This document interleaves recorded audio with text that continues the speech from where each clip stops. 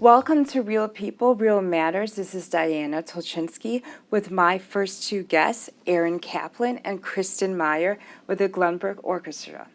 Good morning. Kristin, please tell me about your earlier life. Well, I grew up in Arlington Heights, and I started playing the violin in kindergarten as part of a Suzuki program. And I continued playing the violin, and when I was in 5th grade, I also started playing the trumpet as well, and then went to Buffalo Grove High School and continued playing both instruments. And then I went to the University of Miami in Florida. Oh, that is nice. And Aaron, what about your early childhood? Did you grow up around the North Shore? No, actually, I grew up in Mobile, Alabama. Wow. Yeah, my parents' first jobs out of their postdoctoral degrees was the University of South Alabama in Mobile. So I grew up there, and I started playing cello when I was 5. And Kristin, tell me, did you earn an undergraduate or a graduate degree? Where did you go for in Florida?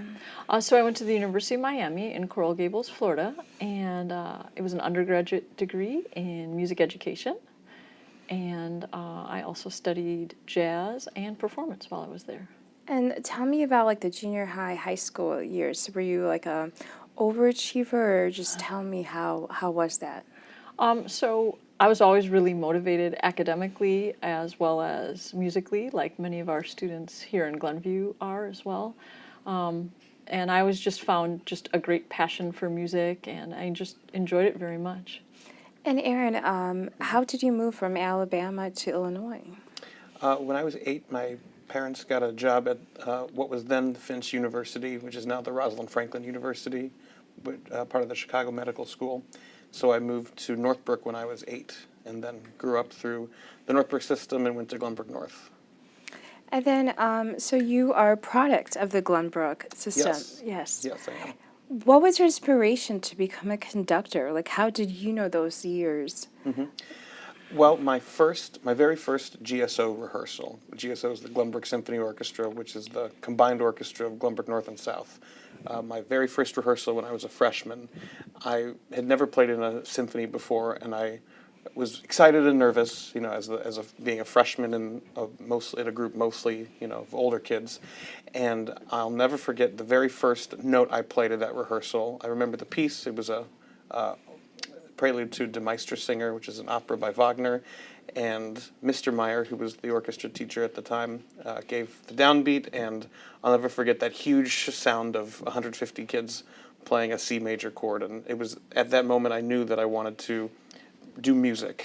Oh, wow. I wasn't sure what in music at the time, but I knew I wanted to major in music. So Mr. Meyer both inspired Kristin. How did you meet your husband? So Aaron's senior year at Glenbrook North was actually my first year teaching at the Glenbrooks. And so I met Mr. Meyer through Glenbrook, and we remained friends after his retirement. And then later on we ended up dating, and now we're married.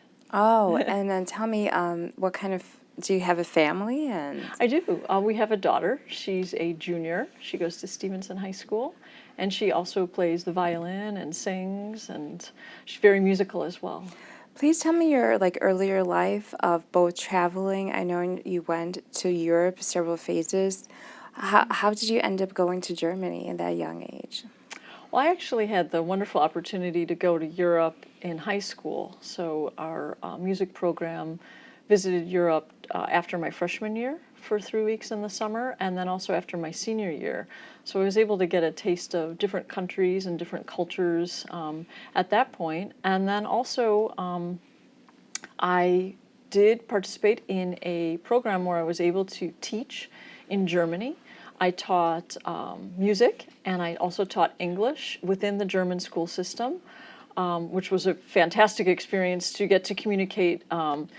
Music is such a universal language, and so we were able to communicate regardless of the language, and then also speak English with the children who were learning English. Nice, and nice. I was able to speak German with them as well. And speaking of German, how do you like the patriotism, the military aspect of those bases in Berlin and other? Yeah, so I was heavily involved in the Air Force Base, the U.S. Air Force Base in Ramstein and Spangdahlem in Germany. And I was able to get a glimpse into their educational system, and it was incredible to see the patriotism, as you mentioned, with the members of our Air Force, and just the respect that they had, not only for their host country, Germany, but as Americans, overseas. It was really a special thing. And how did you like, I understand it was after the Berlin Wall lab, how did you like the East Germany and then like the post-communism Germany, like that decade where America was building up business relationships? Did you remember that phase? I do, and many of our travels to the former East Germany, they were definitely building up, and there was a difference, between the former West Germany and East Germany, and the infrastructure and the roads, and but the spirit of the people was just very inspiring. So I enjoyed visiting that and kind of experiencing that revolution for them of just, moving into the next chapter in German history. It was very inspiring. Oh, that is very nice about the German culture, the American, especially around like 2000. I remember the Right. Berlin Wall. Aaron, did you ever travel to Europe in the high school years, or? Yeah, my senior year at Glenbrook North, the GSO, we traveled to Wales, and we visited Wales and London for about a week over spring break, which was an amazing experience. So that was my first time overseas. And then a couple times in the past 6 or so years, I've been to the Czech Republic and to Bulgaria for different conducting festivals, but always going as a student. Oh, as a student, and then do you offer, like, do you travel with your students in junior high, high school to internationally or domestically, like if they won awards, or how does that work for the students? We do travel with them. The Glenbrook Symphony Orchestra travels every other year. We have done international trips, like Aaron was mentioning, to London, Wales, and we've done trips to New York, LA, Orlando. In fact, this March, we're taking the students to Orlando, Florida, and they'll get to perform in Disney World, as well as they'll get to experience Universal Studios. They'll get to do a soundtrack session where the students will get to sight read some of the music that's performed in the Disney films, and then they'll get to record in a studio the music, which will be combined with the original Disney movies, and they'll get to take home a DVD with them performing. So it's really special. Yeah. It is nice. Kristen, do you remember, have you ever played internationally with an orchestra, or do you have any albums?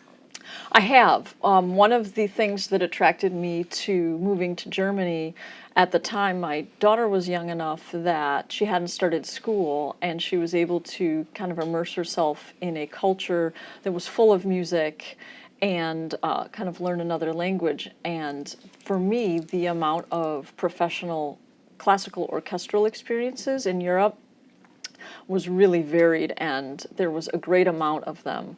And so I was able to perform, with different groups in Koblenz and Trier and Munich, and able to perform things at a very high level with professional musicians. And those opportunities were just very motivational to me to come back and share those with students here. And Aaron, please tell me, do you have any albums? How was your undergraduate at University of Illinois Champaign? Mm-hmm.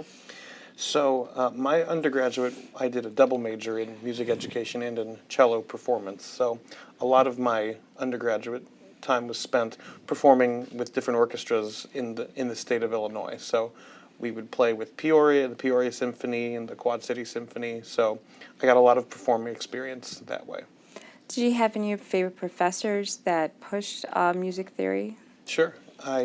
My cello professor is a gentleman by the name of Brandon Vamos, who was the cellist in the Pacifica Quartet. They were at Illinois at the time, and they've since moved to Indiana. But he was a great teacher and a great the person who inspired me a lot. And then my conducting professor, Donald Schleicher, at the University of Illinois, also was a big mentor.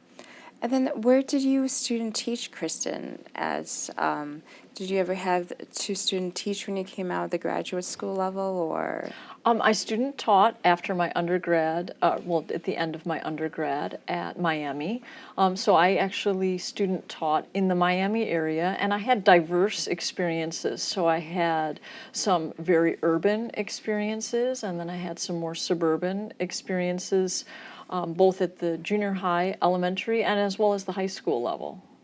And then were you teaching at McHenry County, or? I did, yeah. So I graduated in 1997, and then right upon my graduation, I began teaching instrumental music in McHenry.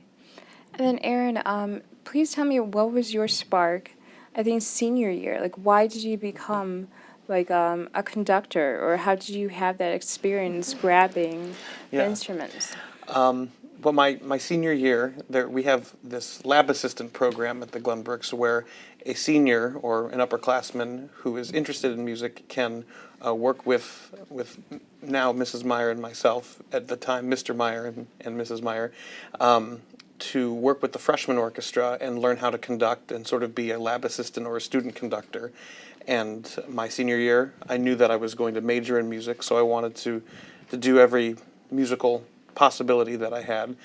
So I asked if I could be a lab assistant, and Mr. and Mrs. Meyer started to teach me how to conduct, and I worked with the freshman group that entire year and was able to conduct them on a performance at the end of the year. And that's what really got me thinking about double majoring in music education, getting to work with the students and seeing their progress throughout the year. That is very inspirational. Please tell me, what orchestra were you into at that Champaign era?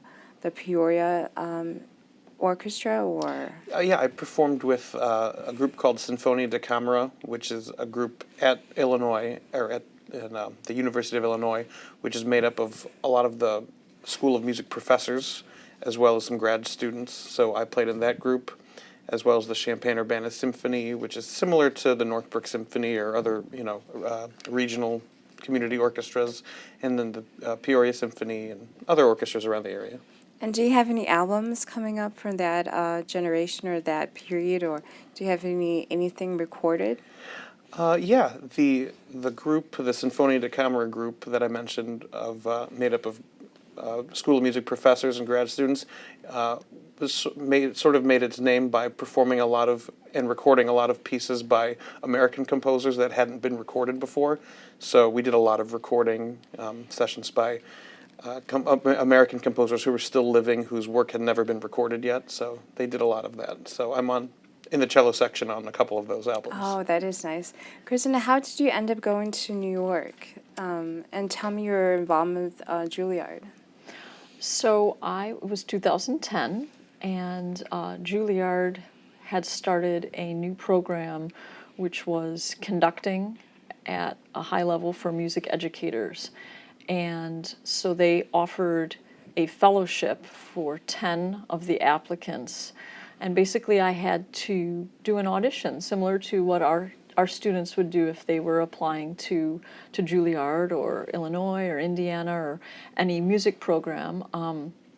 I had to send in DVDs of rehearsals and concerts and put together an application and an essay, and I sent it to Juilliard, and happily I was accepted as one of the conducting fellows and received the fellowship to go study there for conducting.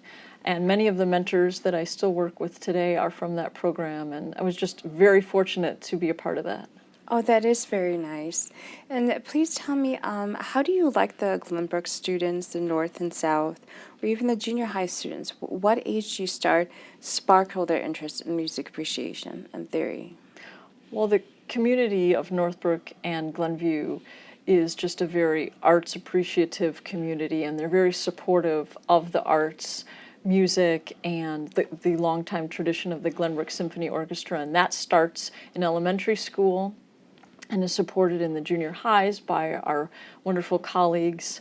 And we visit the junior highs and invite them over to the high school so that they can see what we're doing and we can share in what they are doing as well.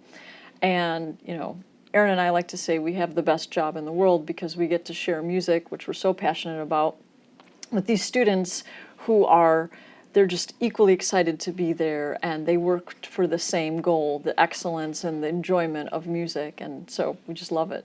Aaron, when do you start bringing the junior high students in, and then when do you see potential for them to rise up in the orchestra? Well, Kristin and I make an effort to visit all of the junior highs throughout the year, and that either means we go and talk to the 8th graders about joining the orchestra and continuing orchestra in high school, and sometimes we'll work with the orchestras and kind of give them a little clinic so they get to know us and we get to know them. So that kind of happens throughout the year, and then we bring our orchestra over as part of a junior high articulation trip with our band and choir colleagues, and we'll put on little concerts at the junior highs just to expose them to the different fine arts music options at the high schools. So we try to do a lot of different things throughout the year. Oh, it is nice. Kristin, what are your plans for your career or retirement? What's your endeavors for your family? Well, my plans for the career are just always thinking about what's the next thing that we can get excited about to share with the students.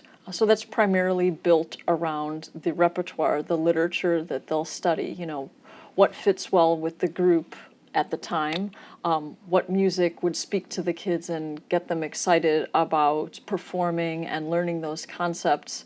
We both share such a love of the dream of what we would like to work on with the kids, and so we're constantly thinking about the next good opportunity for the students, and I just always take it one step at a time with that. Aaron, how was your relationship like your mom's ethnicity and background? How did she inspire you to go so far?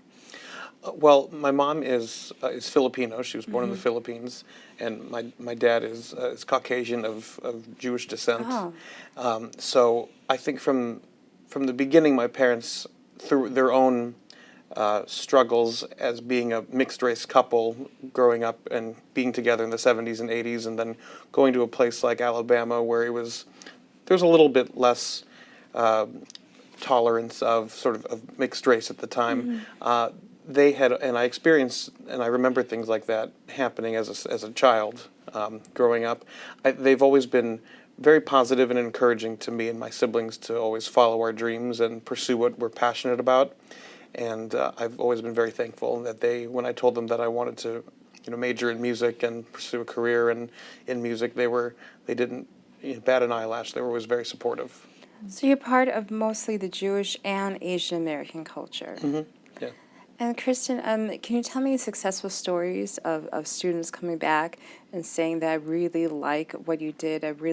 Maybe they're not majors in music, but do you know anyone successful enough that went that far as GSO?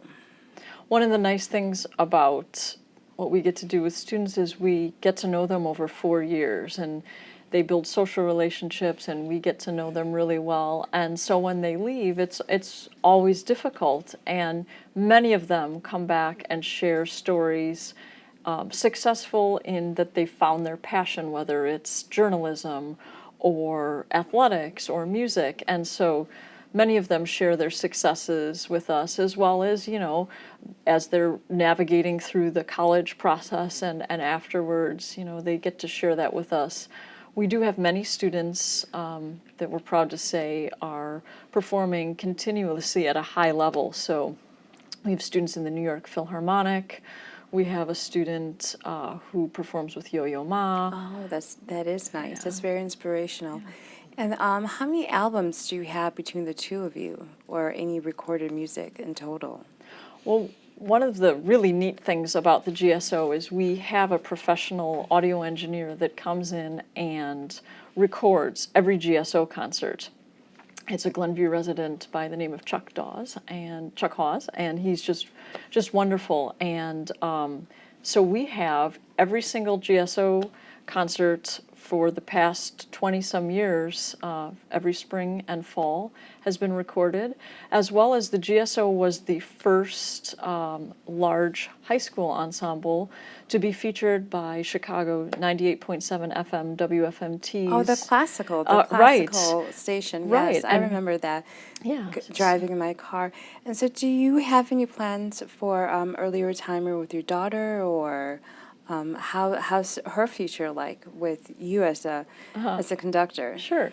So she's a junior, and she's looking at the next step for her, which is college, and she's pretty excited about that.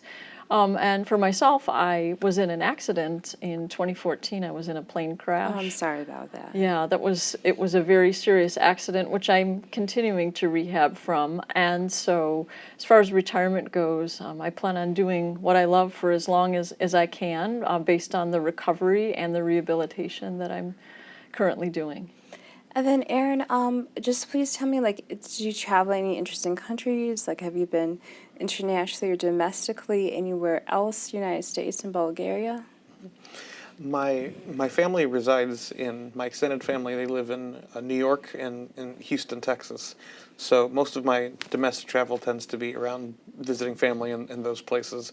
And then as a musician and a theater lover, I love going to New York a lot and, just being immersed in all the different cultural opportunities there.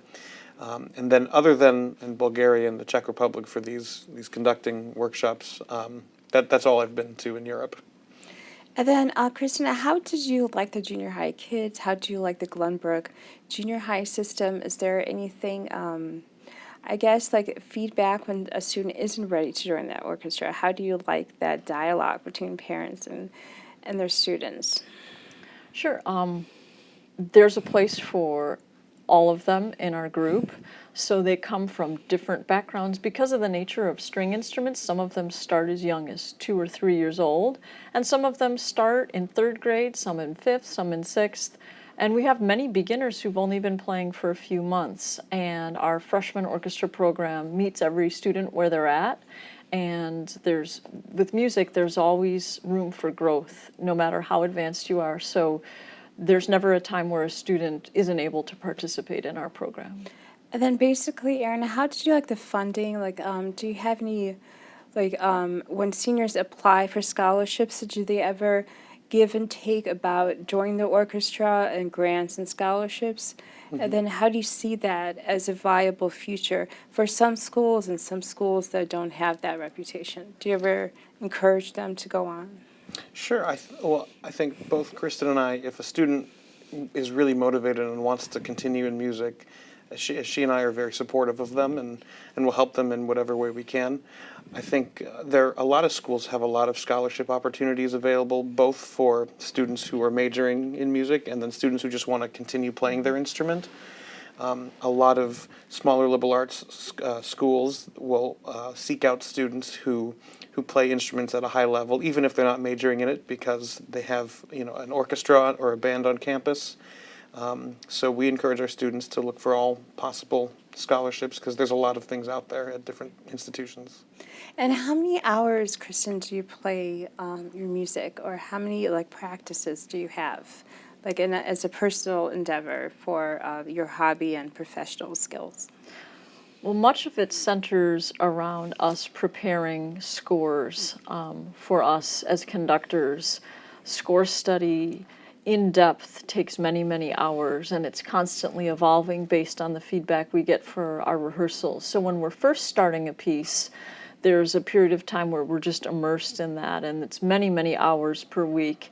And then after we have our rehearsals each week, we reflect on those and then spend some time studying to find ways to make the rehearsals more productive, and based on how the students are performing, then we'll study the score with that in mind as well. Thank you, Kristin and Aaron, for this wonderful conversation about the Glenbrook Orchestra. Thank you again. Thank you for the opportunity to talk about orchestra at the Glenbrooks. We encourage the community to come out and hear any of our concerts throughout the school year. Thank you again for watching us. This is Real People, Real Matters with Diana Tulchinsky.